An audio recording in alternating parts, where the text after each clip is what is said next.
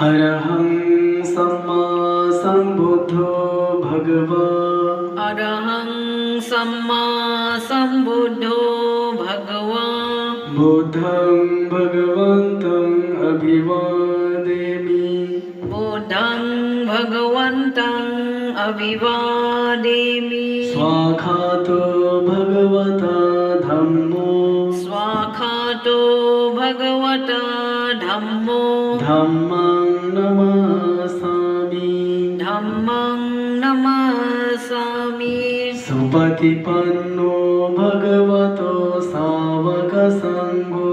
सुपतिपन्नो भगवतो सावकसङ्घो। सङ्घं नमामि। सङ्घं नमामि। नमो तस्सा भगवतो अरहतो सम्मा सम्बुद्धस्सा। नमो तस्सा भगवतो अरहतो सम्मा सम्बुद्धस्सा। नमो तस्सा भगवतो अरहतो सम्मा सम्बुद्धस्सा। इतिपिसो भगवा अरहं सम्मा सम्बुद्धो विजयचरणसम्पन्नो सुगतो लोकविदो अनुत्तरो पुरुषधम्मसारथि सत्ता देवमनोसानं बुद्धो भगवति। नमो तस्सा सम्मा सम्बुद्धस्सा। स्वाखातो भगवता धम्मो सन्देथिको अकालिको ऐपासिको औपनयिको पाश्चातं वेदितं विज्ञोति। नमो तस्सा नियानिका सधम्मासा। सुपतिपन्नो भगवतो सावकसङ्घो। उजुपतिपन्नो भगवतो सावकसङ्घो। न्यायपतिपन्नो भगवतो सावकसङ्घो। समीचीपतिपन्नो भगवतो सावकसङ्घो। यदिदं चत्वारि पुरुषयुगानि अष्टपुरुषपुङ्गला एष भगवतो सावकसङ्घो। आहुनेयो पाहुनेयो दक्षिणेयो अञ्जलिकरणेयो अनुत्तरं पुण्यं केतं लोकासति। नमो तस्सा आचार्यपुङ्गला महासङ्घसा। एवं बुद्धं शरणन्तानं धम्मं सङ्घं च भिक्खवो भयं वाचं विततं वालोमहंसो नहेसति। घनसारपतितेन दीपेन तमदंसिना त्रिलोकदीपसम्भूतं पूजयामि तमोनुदं। गन्धसंभारयुक्तेन धूपेन सुगन्धिना पूजाय पूजनीयन्तं पूजाभाजनमोत्तमम्। वर्णगन्धगुणोपेतं एतं कुसुमसन्ततिं पूजयामि मुनिन्दसश्रीपादसरोरुहे। पूजयामि बुद्धं कुसुमेन नेन पुण्येन मेतेन च होतु मोक्षं। उभं विलायति यथा इदं मे कायो तथा याति विनाशभावम्। निरोधसमापतितो हुतहित्वा निसिन्नसाविय भगवतो अरहतो सम्मा सम्बुद्धस्सा। इमेन दीपेन धूपेन पूजेमि पूजेमि पूजेमि। पूजेमि इमं दीपधूपपूजादिनाम सकलसम्बुधानं पच्चेकबुद्धानं आगसावकानं महासावकानं अरहन्तानं भगतिशीलम् अहं पितेशम् अनुवातको होमि इमानि पुष्पाणि वेन्नेन सुवर्णं गन्धेन सुगन्धं सन्तानेन सुसन्तानं क्षिपमेव दुर्बन्धं दुर्गन्धं दुःसन्तानं पापुनि सति एवमेव सब्बे संखार अनिच्चा सब्बे संखार दुःख सब्बे धम्मा अनात्ताति इमाय धम्मानुधम्मपटिपत्य बुद्धं पूजेमि इमाय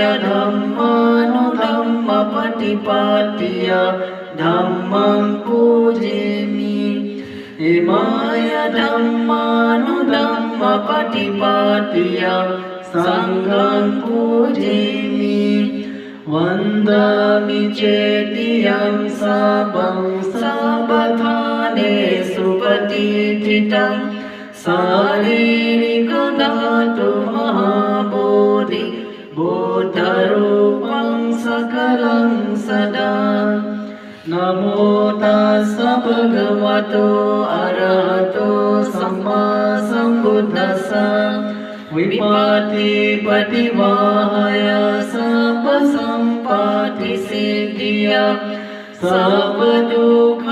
सर्वदुःखविनाशाय सर्वभयविनाशाय सर्वरोगविनाशाय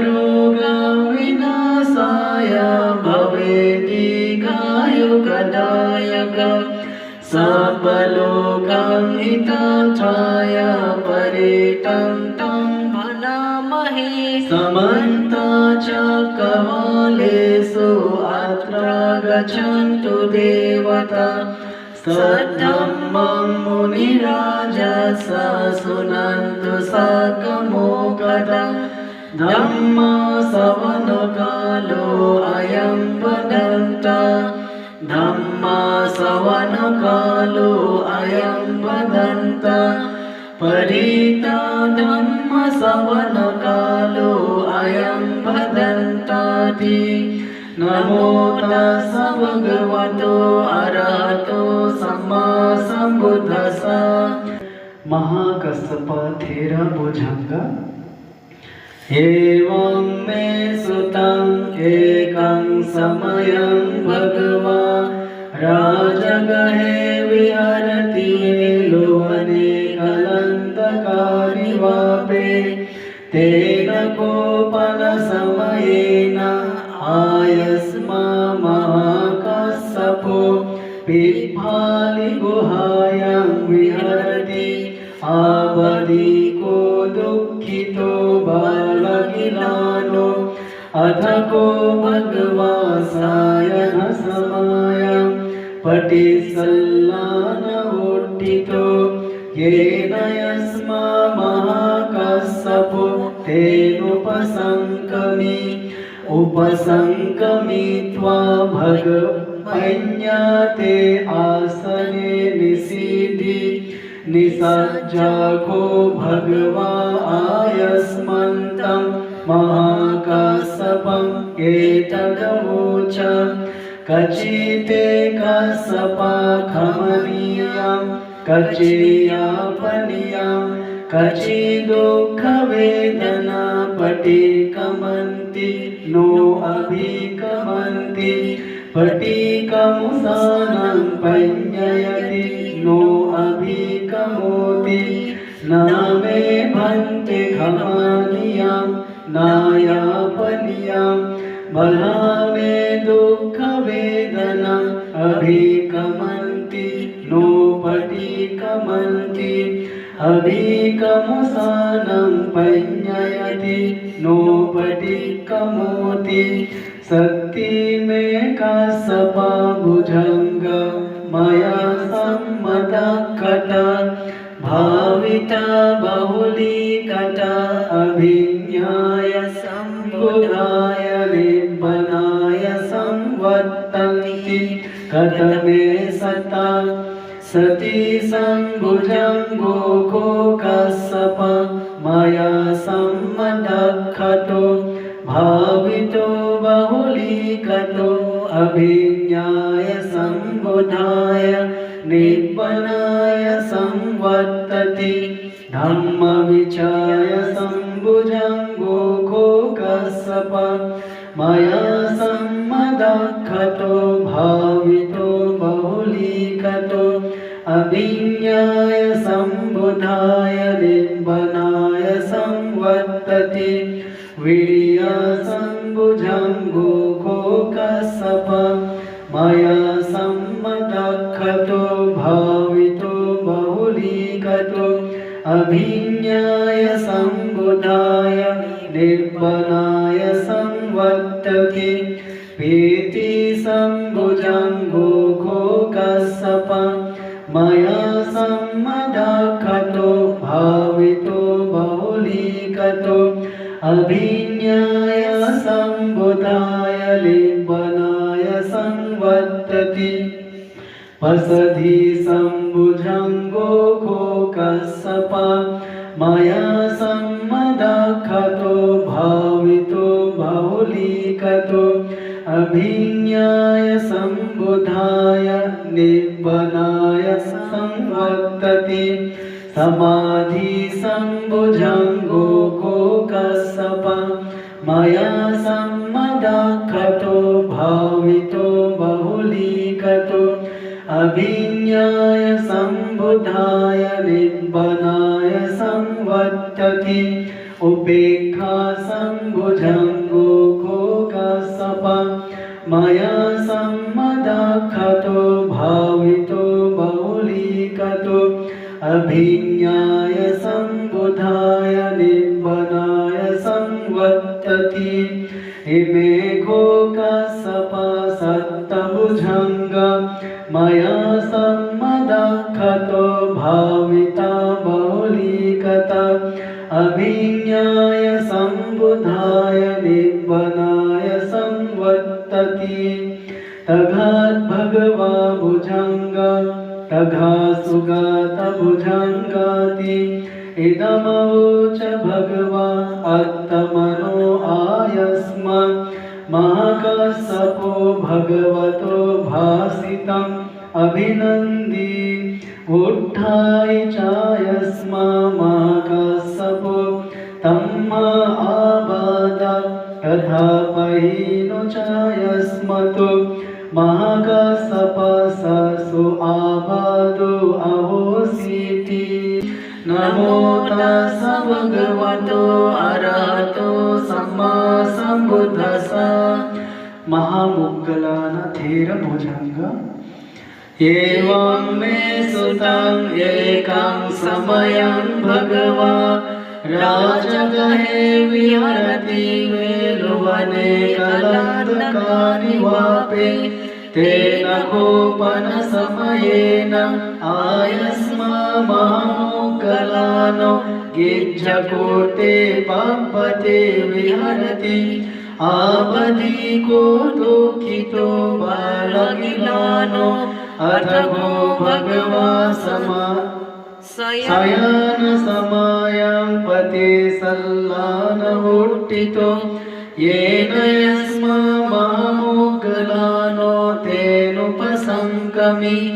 उपसंक्रमित्वा पञ्याते आसने निषेधि निसज्जको भगवा आयस्मन्तं महामुद्गलानं एतदवोच कचेते मुद्गलान खमनीय कचेयापनीय कचे दुःखवेदना पटेकमन्ति नो अभिकमन्ति पटेकमुसान पञ्जयति नो अभिकमोति नामे भन्ते खमनीयं नायापनीयं बलनामे दुःखवेदनम् अभिकमन्ति नोपटिकमन्ति अभिकमुसानं पञ्जयति नोपटिकमोति सती मे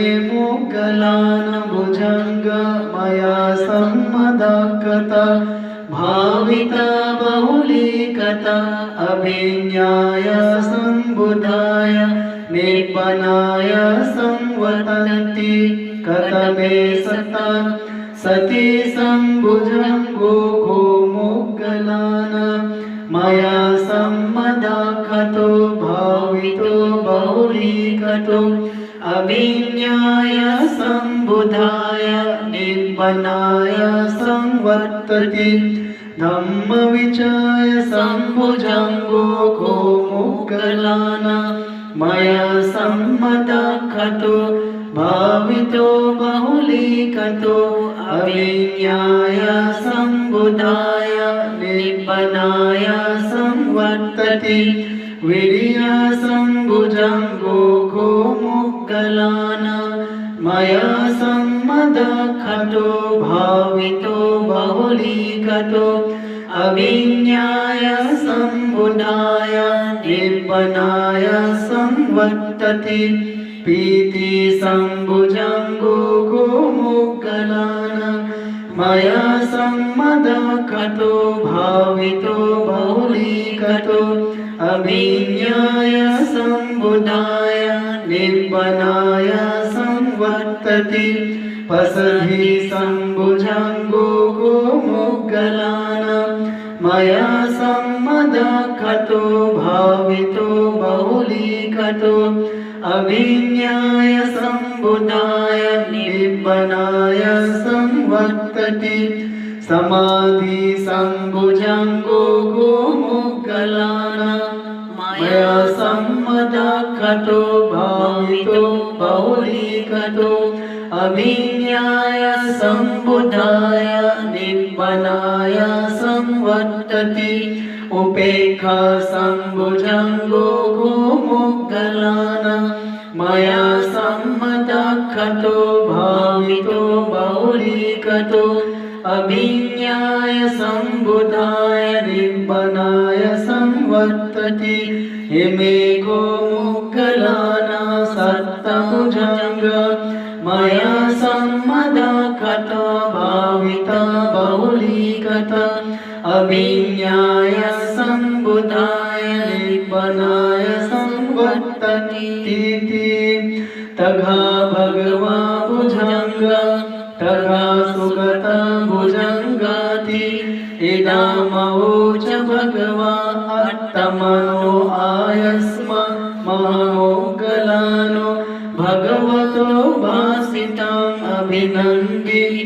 उत्थाय चायस्म महामोगलानो तम्मा आबाद तथा पयिनो चायस्मतो महामोगलानस्स सो आबादो आहोसीति नमो तस्स भगवतो अरहतो सम्मा सम्बुद्धस्स महाचुण्डथेरा भुजङ्ग एवं मे सुतम् एकं समयं भगवा राजगहे विहरति वेलुवने कलन्दकानिवापे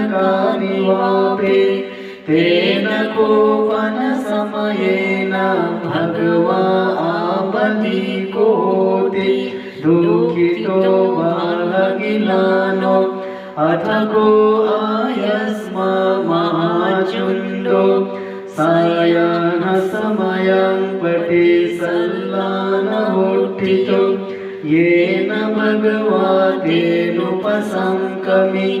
उपसङ्कमित्वा भगवन्तम् अभिवादयित्वा एकमन्तं निषीदि एकमन्तं निषिन्नको आयस्मन्तं महाचुण्डं भगवात् एतदवोच पठिबन्तो तं चुण्ड भुजङ्गाति सती मे भन्ते भुजङ्ग भगवता सम्मदखता भाविता बहुलीकता अभिज्ञाय सम्बुधाय निब्बनाय संवर्तन्ति कतमे सता सती सम्भुजङ्गो को भन्ते भगवता सम्मदखतो भावितो बहुलीकतो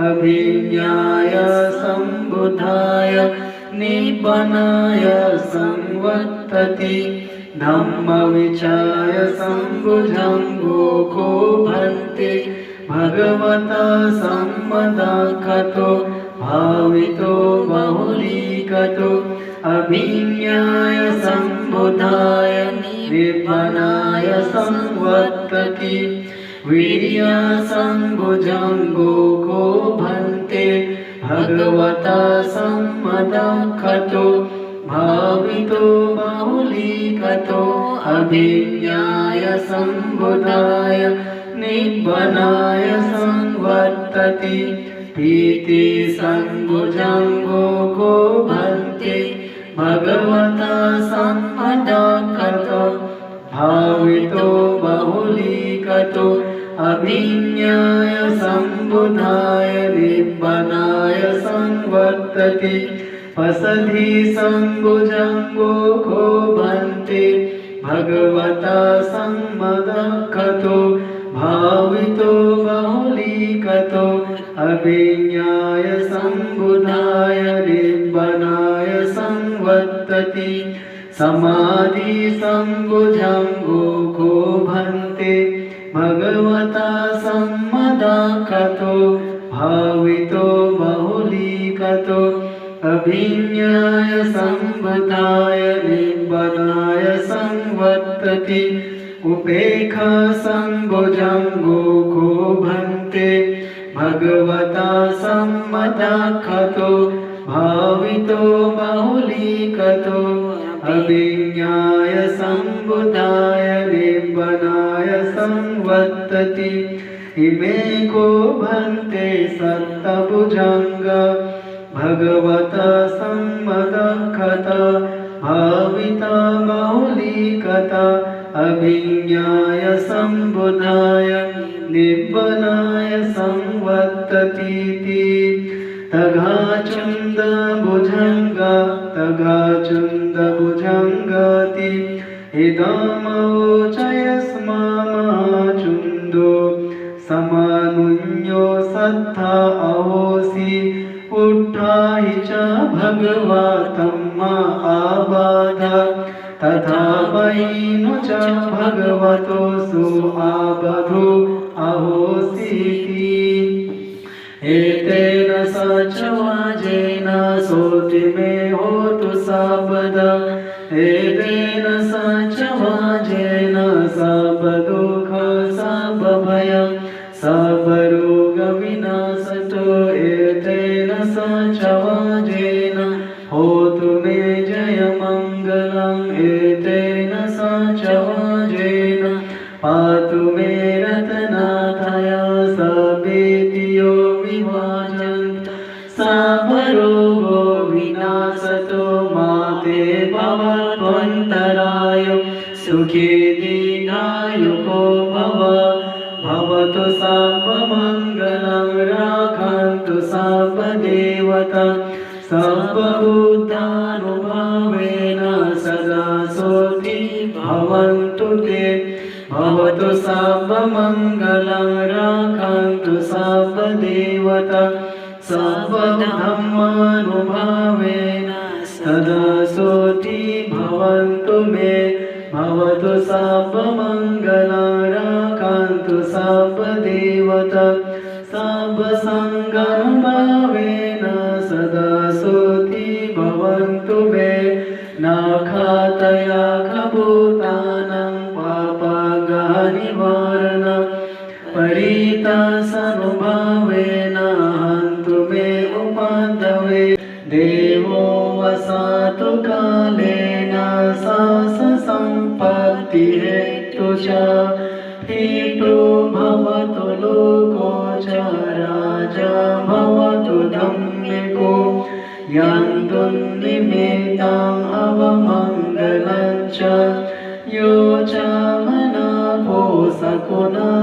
ससदो पापगहोदो सुखिनं अकन्तं बुद्धानुभावेन विनाशमेन्तु यं दुर्निमित्तं अवमङ्गलं च यो च मनापो सकुन ससदो पापगहोदो सुखिनं अकन्तं धम्मानुभावेन विनाशमेन्तु यं दुर्निमित्तं अवमङ्गलं च यो च मनापो सकुन ससदो पापगहोदो सुखिनं अकन्तं संघानुभावेन विनाशमेन्तु आकाशठा च बुम्मठा देवनागमहेधिका पुण्यन्तं अनुमोदित्वा चिरं रक्षन्तु शासनम् आकाशठा च बुम्मठा देवनागमहेधिका पुण्यन्तं अनुमोदित्वा चिरं रक्षन्तु देशनम् आकाशठा च बुम्मठा देवनागमहेधिका पुण्यन्तं अनुमोदित्वा चिरं रक्षन्तु मम परम् एतावता च अम्भे सम्भतं पुण्यसम्पदं सर्वे देवा अनुमोदन्तु सर्वसम्पत्तिसिद्धिम् एतावता च अम्भे सम्भतं पुण्यसम्पदं सर्वे भूता अनुमोदन्तु सर्वसम्पत्तिसिद्धिम् एतावता च अम्भे सम्भतं पुण्यसम्पदं सर्वे सन्ता अनुमोदन्तु सर्वसम्पत्तिसिद्धिम् निब्बानसम्पत्तिसिद्धिम् इदं मे यातिनं होतु सुखिता होन्तु ज्ञातयो इदं ते ज्ञातिनं होतु सुखिता होन्तु ज्ञातयो इदं नो ज्ञातिनं होतु सुखिता होन्तु ज्ञातयो सर्वे बुद्धबलपाता पश्येकनं च यं बलम् अरहन्तानां च तेजेन राखं बन्धामि सर्वसो सर्वे धम्मबलपाता आर्यसच्चानं च यं बलं धम्मचक्कसतेजेन राखं बन्धामि सर्वसो सर्वे सङ्गबलपाता विमुक्तानं च यं शासनसतेजेन राखं बन्धामि सर्वसो कायेन वाचा चित्तेन पामदेन मयं गतम् आचार्यं खममे भन्ते भूरिपञ्च तथागता कायेन वाचा चित्तेन पामदेन मयं गतम् आचार्यं खममे धम्मो सन्दिग्धिको अकालिको कायेन वाचा चित्तेन पामदेन मयं गतम् आचार्यं खममे संगो पुण्यखेतं अनोतरो इमेन पुण्यकर्मेण मामे बालसमागमो सतं समागमो होतु यावनिब्बानपत्तियाम् इदं मे पुण्यकर्मम् आसवक्षयं वहं होतु सम्पदुःखमुच्यतो निब्बानसपच्चयो